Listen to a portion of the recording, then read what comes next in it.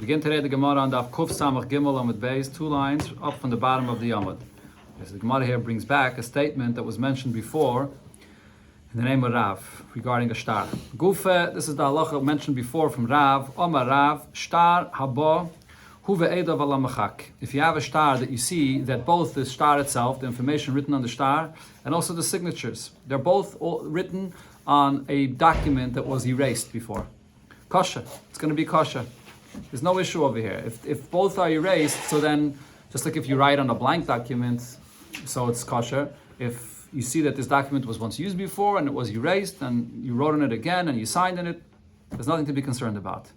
And as here, the Gemara is actually going to go through various different things that we should be maybe concerned about and explain why Rav says that it's not a problem. Now, if you'll say that there's a problem here, why? Because meichik v'chayzer meichik. When you use a document that was never erased before, so then it's not possible for the person to come and erase and write something else after the signatures were signed, because you'll be able to see that he erased something. But if you're using a document that it's all being written on, a document that was once erased before, so now it's very easy to erase a second time. You're not going to be able to see that he erased something because it was l'chatchila written on an erased document. So how could you use such a document? So the Gemara says, no, that's not a problem, because ein doime nimchak pam achas lenimchak shtei pamim. You can't compare this paper. We're not talking really about a paper. We're talking about in those times really a parchment. So when you have a parchment that you scratch it out, you scrub it out, you can't compare if you had to erase once to erase a second time. So if you're using this document that was all erased once, and now he's going to go and erase the writing above the signatures the second time, so then the Bezdin will compare. They'll see right away that the signatures were just erased once and the document above was erased the second time. But if that's the case, there's still a concern here. We could still be concerned. Maybe what this person is going to do is, besides the fact that he wants to write the entire document on an erased document, he's going to make sure that the Eidim that sign are signing on a part of the parchment that was actually erased twice. In other words, he's going to first, on the bottom of the document where the signatures are going to be, he's going to first go and put ink there and erase it. Okay, so now that was erased already once. Then he's going to go and write, scribble or whatever on the entire document, and now he's going to erase it all again. So now comes out the bottom of the document, the area where the Eidim sign, that was already erased twice, because he already before had ink in it, and he wrote on it now a second time. So that was erased twice. The top part was only erased once. And what does he do now? And now, so now, after he has the bottom part erased twice, and the top part that was only erased once, so now he has the shtar written, and the Eidim sign on the bottom, on the part that was erased twice. And then afterwards, he's going to take the top part of the shtar and erase it, and write it over again. And now, both the top part and the bottom part were erased twice. And you can't see a difference between them. So why can't a person utilize, the moment you're using a document that was erased once before, so then he could play this kind of shtick. Taisus of the Mefarshim point out, when the Eidim sign in this, couldn't the Eidim tell that there's a difference there? That the bottom part of the document was erased twice and the top part of the document was only erased once? Why didn't the Eidim detect this? So the answer is that the Eidim can't necessarily detect this. Bezdin could detect this, but Eidim don't necessarily notice this. There's different pirushim in this. But Eidim are signing on content. They're not. Okay, right. They're not exactly. They're not. It's not their thing. They don't analyze clear. So the Eidim are not going to necessarily detect this. So therefore, it gives room for the person to do such a thing. Again, to erase the bottom twice, and when the shtar is written, the top was erased only once. And now you could erase that itself and write it a second time. So now the whole thing is going to be looking all the same when it's going to come to the Bezdin. If the Dayanim know this, then they're not going to validate it. But the Dayanim don't know the history, what happened before. They can look at it. You can say no. Once it comes to the Bezdin, but it's already the top part is erased twice, the bottom part is erased twice. So they're just seeing a shtar that was erased twice, top and bottom. So it all seems like it was all written together at the same time. But what this guy did is he erased the bottom l'chatchila twice, and only later, right? So Bezdin's not going to detect this. Amar Abaye, so Abaye says no. That reason why we're not concerned about this is because Kasav Rav. If Rav says you can use an erased document, it must be that Rav holds ein Eidim chaysman ala machak. Eidim are not allowed to sign on a document that was erased before. Elam ken nimchak bifneim, unless the paper that was brought in front of them to sign was first a blank paper. Had to have been a blank paper, never erased before. And whatever erasing is being done in front of them. So if this person wants to go and put ink on the bottom of the page to start erasing it first in order to get it to be erased a second time, the Edom are going to say, what's going on of it? Well, you're erasing only the bottom, so Edom are not going to sign in such a kind of star. That's why this is not a concern. Meisvei, another shaila on what Rav said, that you could use a document that was once erased before. So the Brisa says, Hu ala nayar, if the shtar, the information of the shtar is written on the paper, on the blank paper itself, ve'edav ala machak, and the Edom are signing on the bottom, which was once erased before, kosher. It's not a problem. It's going to be kosher. Because seemingly, the simple pshat of what the Bryce is saying is, we see that the information that was written on the top seems to be accurate. Why? Because he never erased it. It's written on a proper blank paper. So the fact that the Edom are signed on an area of the paper that was once erased before, why should that matter? So therefore it's kosher. But now, according to Rav, though, the question is, v'neichesh, why shouldn't we be concerned? Dilma machikle.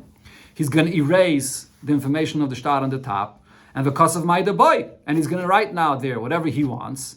And according to Rav, when you see a shtar which was all erased once, the top was erased once, the bottom was erased once, Rav says it's kosher. So over here, now he could take the shtar that was once written before on a blank paper on the top. The Edom on the bottom were signed on an erased document, and he'll erase the top. So now he's going to have it all erased once, and it's going to look like a kosher shtar. And says the Gemara, this is taka concern. So what do you have to do according to Rav? The Kosvi, the Edom have to write, Hachi. They write as follows: Anachna Sadi, Os Edom, Chasamna al Mechka. We signed this document on an area that where we signed, it was already erased before. Vishtara Kosav al Nayara. And the shtar was, the information of the shtar above was not written on an erased document. It was written on a blank document. You have to write that in. So now Bezin's going to see that it says that, and then they see that the top was erased. So now obviously the person went and erased what was written before on the blank document. Okay, so now the Gemara asks on this, the Kosvehecha, where exactly do the Edom write this clarification? If they're writing this clarification below their signatures, Gayizle, so that he can cut off. If they're going to write it above their signatures, so then Machikle. Just like we said, he could erase the whole top, so he'll erase that line as well.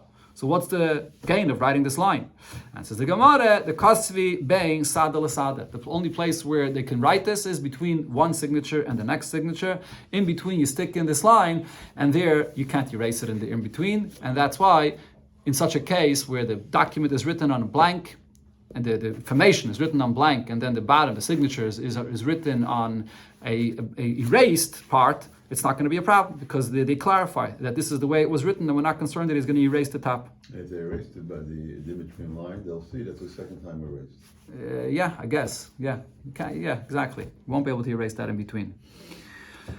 Okay, so now the Gemara asks on this, if this is the pshat in the Braisa, Ihachi eme sefer. What does it say in the sefer of this Braisa? What's if the case here is the reverse? Hu ala machak. What's if the information of the shtar was written on, you see that it's written on an erased document, and the Edom ala nayar, and the Edom are written on a blank document. Their signatures are on the bottom, which was never erased before. So in such a case, pasul, the shtar will be pasul. So what's the simple pshat? Why is it pasul? Of course it's pasul. You see a shtar where it has signatures, and the top where the information was once erased. Of course it's pasul. That means that the person erased information that was there before and wrote new information. That's why it's pasul.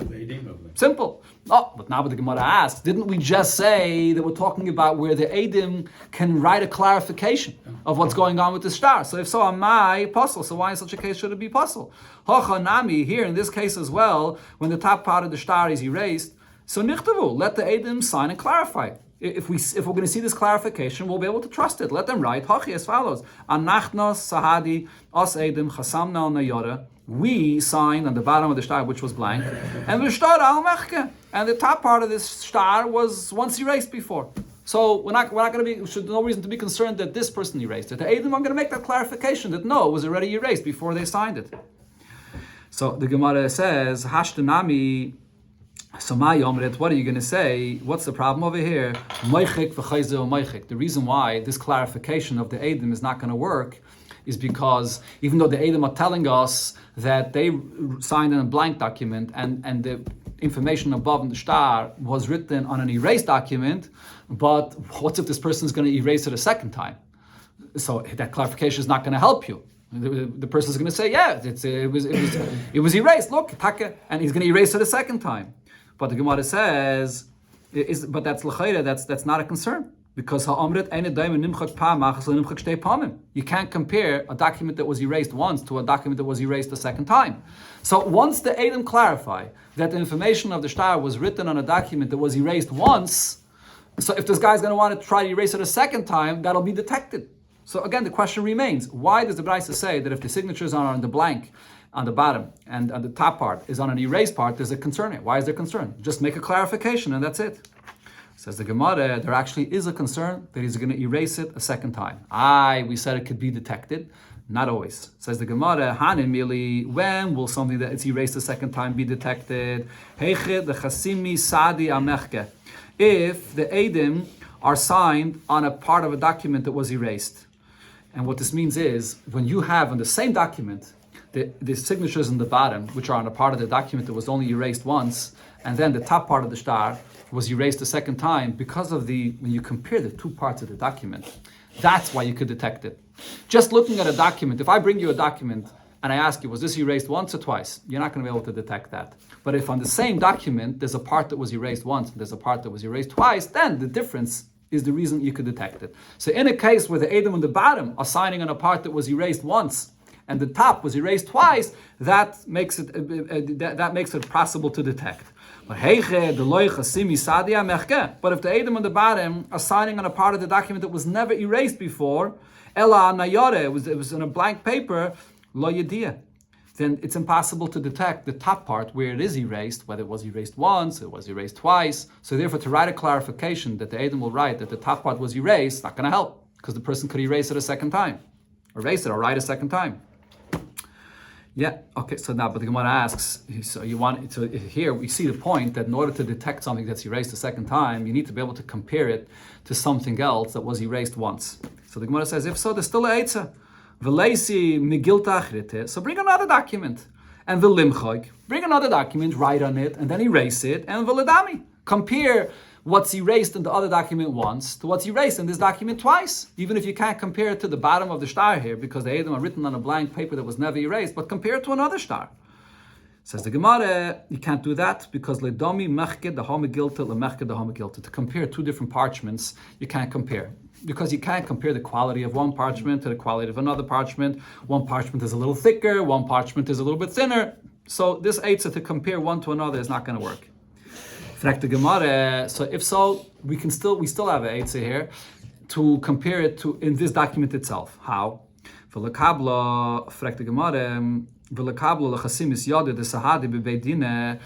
signatures in the bottom, let the Bezdin accept the verification of those signatures. So now we know that the signatures are 100% good, accurate signatures. And now, once we have that already recorded, so now v'limchok. So now you can erase those signatures.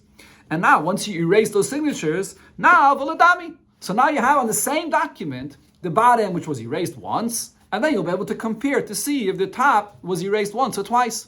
So why are we concerned that this person is going to go and erase the top a second time, and you're saying that there'll be no way to detect it because you can't compare it to anything else? You can still go and now erase the bottom. You have Eidim there, you don't want to erase them. So get the verification of the Eidim first, record that verification, and now you can erase the bottom once, and you'll compare to the top to see if it was erased a second time or not. So you have the verification without the Eidim on there. Yeah, so Bezdin's going to have to write up that verification of those Eidim on a different document. They're going to have to record it on a different document. So once you have that recorded, so you could erase the Eidim on this shtar and then compare it to the top to see if the top was erased once or twice. Rav Hoshea says, no, it's not going to work either, because you can't compare something that was erased 2 days ago to something that was erased today. So we just erased these Eidim here today, and what was erased in the top was erased 2 days ago, so it's not the same. So it's still not a good comparison to detect this. So fragt the Gemara, okay, so v'lishay. So then wait a day, wait till tomorrow, and then once the bottom was erased already, and it's the second day, so now you could compare. So finally, the Gemara says in this, since it's complicated, you have to know to wait. You have to know that you can't stop compare it to anything else, and you're gonna have to do this to erase the Eidim on the bottom, and then wait a day. So Amar Rab Yirmiyah chashinon lebezdin tayin.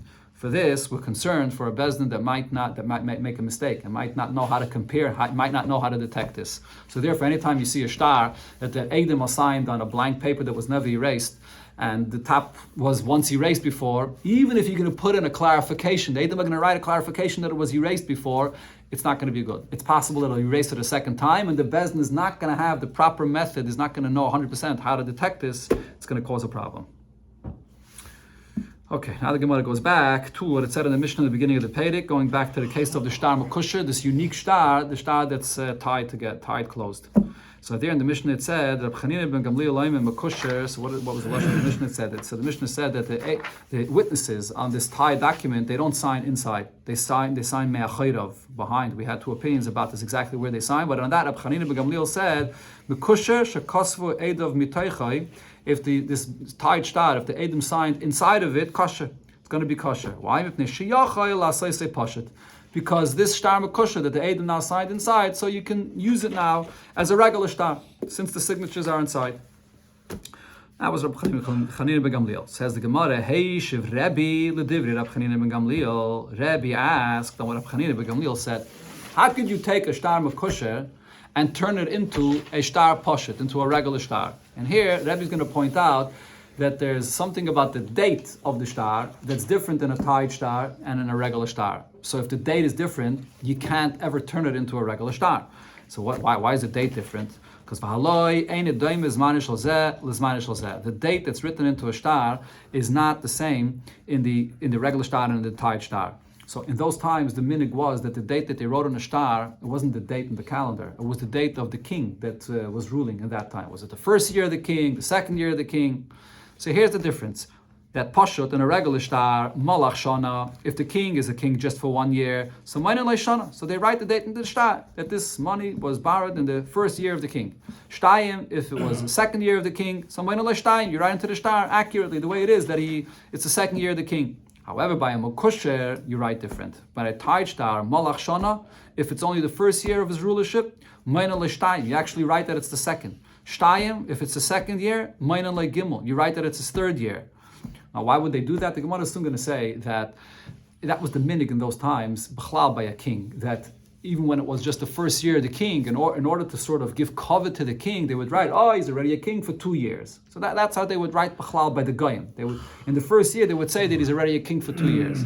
So regarding the shtar pashut, they didn't do that. Regarding the shtar pashut, they would just write the fact that he was a king 1 year or a second year. But regarding a shtar makusha, Chachamim wanted a shtar makusha to be different. They were looking to make a shtar makusha unique, different, and complicated in order to make it difficult for Kainim to divorce a wife in haste and hurry when they get angry.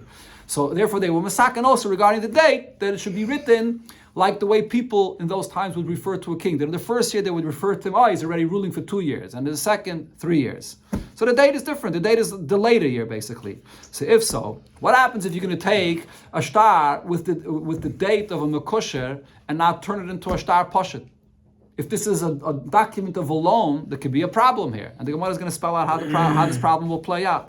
So v'zimnin, what could happen now is that the yazif minei zuzi b'mekusher. If a person borrowed money, and this is written into a tie document, and so now they're writing the date, the later year, right? Now, mumisrami lezuzi beni beni. Now, this borrower found money in between, before the time of the payment that it's written, the document came, he found money, uparale, and he paid up the loan.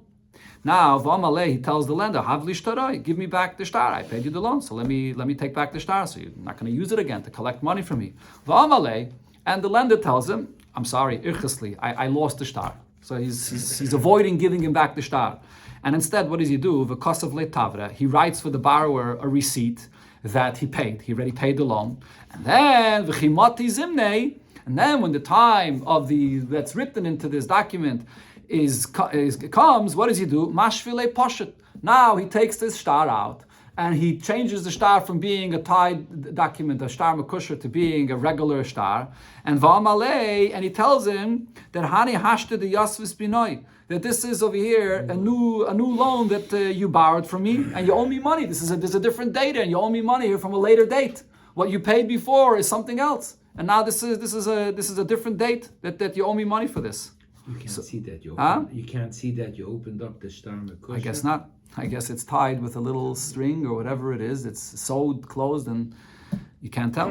Yeah. It's a different Mitzvah, the Shtar Pashut from the Shtar But Makosher. he's opening it up. He's opening it up now. It's a regular star. But it's signed differently. It's all different. What's different? The Pashut and the Makosher. What else? What else is different? signatures, So the signature is inside. The only other thing was the signature. The spaces. So he's going to say that it was written with more spaces. It was written, a star could be written with more spaces. By a regular star, you don't have to make spaces, but you could make spaces. And it says, according to Taisvis, actually, there is no spaces in a Shtar Makosher. The Rashbam holds that in a Shtar Makosher, you fold it over on a space, on a blank. Taisvis actually holds there's never spaces, even in a Shtar Makosher. So even that won't be detected either. Okay, so Bekitzer, how could you say that you can take a Shtar Makosher and turn it into a Shtar Pashut if then later on, after the loan was paid up, he's going to go and use the Shtar with the later date to go and collect from him money again? And says the Gemara, must be that Kasava, Rab Chanina Gamliel holds, en kais v'shever, that when a person pays, you don't write a receipt. He has to get back the shtar itself when he pays. And if the lender is not ready to give him back the shtar itself, he's not going to pay. So this concern that he's going to get a receipt and then he's going to later take out the shtar to collect the second time is not a concern. It's machlokes here later, actually, in this pedic, whether you write a receipt or not. So it must be that Rab Chanina Gamliel holds, you don't write a receipt. But now the Gemara asks, who was the one that was asking Rab Chanina Gamliel about this? It was Rebbe. Rebbe was asking him about this. But frak the Gemara, mi baki Rebbe b'makusha. Was Rebbe proficient about how a shtar makusha, a tied shtar, was written, and therefore he was asking Rab Chanina Gamliel about this? But we know a story, v'ha hahu makusha. There was this shtar makusha, the Asla Kamei Rebbe, that was brought in front of Rebbe, and v'amar Rebbe, and Rebbe said when he saw the date in the shtar mochazeh. This is a shtar that has a later date. Why did you write a later date into this shtar? And in other words, it seems like that Rebbe was not aware of this, that was the minig, that they would write a later date in this shtar makosher. So why is Rebbe asking this question of Chanina Gamliel if he himself didn't even know this? So in V'amalei, and when Rebbe was asking this, so V'amalei Zunin told him, Zunin is the name of a chacham. So Zunin explained Rebbe, Kach Menhaga Shalom Azul. This is the custom of this nation, that Malach Shana, when a king is a king just for the first year, for the honor of the king, they say, he's a king already for 2 years. And Shtayim, in the second year, then they say he's a king for 3 years. And therefore, in the Shtar Makosher, Chachamim instituted to make it unique, to write that date, the way the meaning of the people in the country was to write the later date into the Shtar. So we see that Rebbe didn't know this. And says the Gemara, Basa the Shamei, after this Chacham Zunin explained this to him, so Savra, now he knew it and he agreed with it, and therefore he was asking this question on Rab Chanina ben Gamliel as well.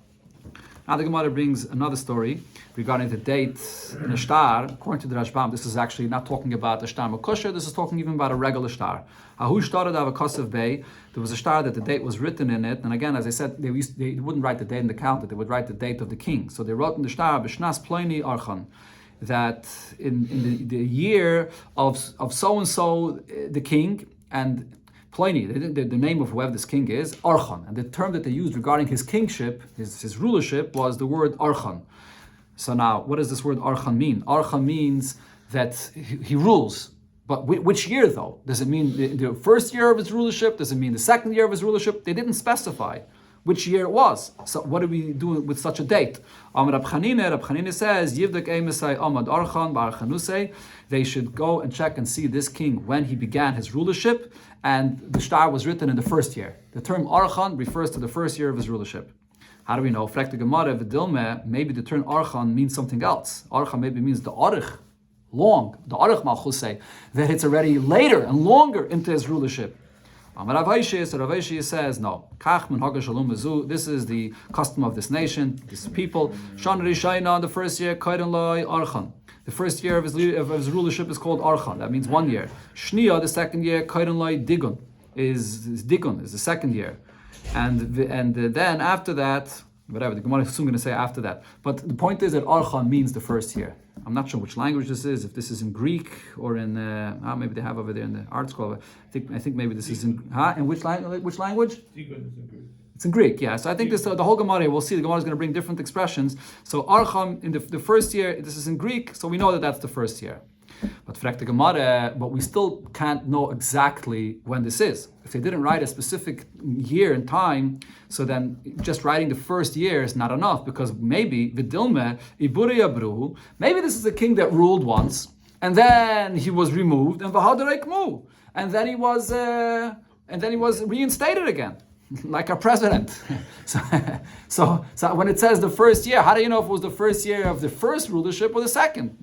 Rabbi Yirmiyah says, "Ha'u archon digun karilei." If it was the first year of his second rulership, so then they would write archon digun, the first year of the second rulership. But it just says archon, so we know that it's the first year of his first rulership. Okay, now similar to this, the Gemara brings this expression of archon and digun and other expressions in Greek that's used regarding a nazir. Tan Rabbanan son Abraisa, we learned Hareni nazir.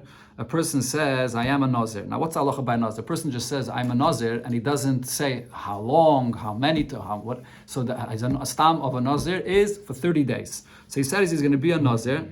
So Sumchas Amar, so Sumchas said, Hina, if he says that he's going to be a nazir, and he uses the term Hina means achas. It means one naziris, one time of 30 days. Digun, the term digun means shtayim.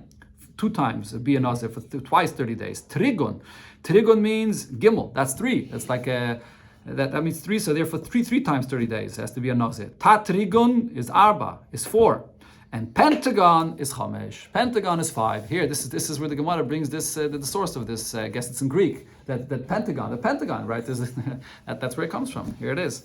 That it's a shape that has 5 corners to it. Yeah. The Gemara brings another case where this is relevant. Taner Rabbanan, we learned in Abraisa, Bayis Agol. This is regarding a house that has a nega in it. Where does the halacha of a nega, the tumah, and all the halachas apply? It's not in every house. If it's a house that's built round, so there's no sides, there's no corners in it at all, just a round house. Or digun, or a house that only has 2 corners. This is a house that's built in a half circle, so it only has two walls, but not more. Trigun, or a house that's built in a trigun, which is built like a triangle, or a pentagon, a house that's built with 5, a shape in 5, like the pentagon. Einoi mitame b'negoyim. So the tumah of the goyim does not apply here. When does the tumah of the goyim apply? By a house that's built regular, tatrigan, when it has 4 walls, 4 corners, then the din of nega applies to a house. Mitame b'negoyim. So Manan and Billy, what's the source for this? That a house for the nega has to be with 4 walls? Because the Taner Rabbanan we learned in the Braisa. L'mayla oimer, first when it speaks about the walls of the house, the tumah of the walls in the house. So it could have said in the wall in the pasuk lashon yachid kir, a wall, but it says kirais. It says a plural term of kirais, 2 walls, and the word kirais there in the pasuk is extra. So shtayim, so that we know 2. Lamata, then there's another pasuk again where it says the word kirais, which is extra, and I could have said kir, which would mean 1 wall, but it says kirais. It says 2 walls, which is shtayim, which is another 2. Hare kanarba. So we learn from here that the walls of a house that become tamei with a nega is a house that has 4 walls. Okay, now going back to the halachas of a shtar mekusha, the Gemara brings a story here again with Rebbe. This was mentioned at the beginning of the Perek. Ha'u mekusha, there was a shtar, a tie document, asla kamei the Rebbe that came in front of Rebbe. V'amar Rebbe, and Rebbe looked at the shtar and said, "Ein zman bezeh. I don't see any date in the shtar." Amalei Rab Shimon ben Rebbe, Rebbe, so Rab Shimon, the son of Rebbe, said to his father and explained to him, Shemo ben ksharav muvla. Maybe the date is written inside between the folds or between where it's tied, and it's tied closed, and therefore you don't see it. So Palye, they tore it open, and V'chazia, and they saw that the date was written there. So why was Rebbe wondering about this? Shouldn't have Rebbe known this? So the Rashbam says either Rebbe did not want people to use a tied shtar because they weren't bucky, even already in that time, they weren't bucky in writing a tied shtar, so therefore Rebbe did not want them to make a tied shtar. Or, even though the date is usually written inside, and Rebbe knew about this, but apparently it was written somewhere like inside in a corner where he couldn't see it. And his son, it wasn't written normally, and his son came and pointed out to him where it is. So now, what did Rab Shimon say to his father? So Chazi be Rebbe bebishus. Rebbe was upset with his son Rab Shimon that wrote a shtar in this way. So Amalei, so Rab Shimon says to his father, "Why are you upset at me? Lava no kasafte. I didn't write the shtar. Rab Yehuda Chayte kasve. Rab Yehuda Chayte wrote it. Some take out the word Rab. But here it says Reb Yehuda Chayte wrote the shtar. It's in Tanya, right? Yeah. Oh, so this is brought in Tanya, correct? Now Alter Rebbe brings this in Tanya and Perek Lamed. So Amalei, so Rebbe that is, says to his son, Klach Lashon Hara. Go away from Lashon Hara. Lashon Hara azeh, from this Lashon Hara that you're saying that Yehuda Chayte wrote it. Right, so over here, the Alter Rebbe actually brings this in Tanya when he talks about that when you see someone else that's stumbling on the simple things, you have to think to yourself, maybe there's something small that you stumble on, and the fact that you're not careful in those things, it's worse than the other person. Because for you, it would be much simpler, and you're not doing what you have to. And the Alter Rebbe brings this as an example, and the Alter Rebbe explains regarding what the Alter Rebbe says that over here, it's not mamish lashon hara. I mean, he was sachakal saying that he wrote a star, not in the most correct way. It's not something so terrible. And another point, what's the reason why Rabbi Gamliel was blaming someone else? Because he saw that his father is having tsar for the fact that his son did an improper thing. So if he would just say it wasn't me, then maybe his father wouldn't trust him. But if he says, I'll tell you who wrote it, Yehuda Chaite wrote it, so that would alleviate the tsar from his father. So he was only doing it mamish because of kibbutav. He wanted to take away the tsar from his father. Nevertheless, Rebbe told him that this still has in it a little bit of lashon hara, avak lashon hara. The Gemara is soon going to say avak lashon hara. So you shouldn't have said this. Okay, now another story. The Gemara says, Zimnin Ava Yosef Kamei, once Reb Shimon was sitting in front of his father, and the Kapasik Sidre B'Sefer Tilim. And so Rebbe actually was the one that was reading from the Tilim, and he finished reading from this Tilim. And now we're talking about in those times, a Tilim that's not printed, the Tilim that was written. Amar Rebbe, and Rebbe said, Kame meyushrik savzeh, how beautiful, how straight. Whoever wrote this Tilim wrote it so beautiful and straight. So Amalei, so Reb Shimon says, Lava nokasafte, I didn't write it. Yehuda Chaita kasve. Yehuda Chaita wrote it. So here he's seemingly praising Yehuda Chaita for this. Amalei klach mulashon hara. Don't say lashon hara, this lashon hara about this person. So the Gemara right away clarifies why is this lashon hara. Bish leima hasa make a lashon hara. The first time he spoke about a shtar that wasn't written perfectly, that's lashon hara. Elahacha my lashon hara. What's the lashon hara in this? That he's saying that Yehuda Chaita wrote a beautiful shtar, or you beautiful tilim that is.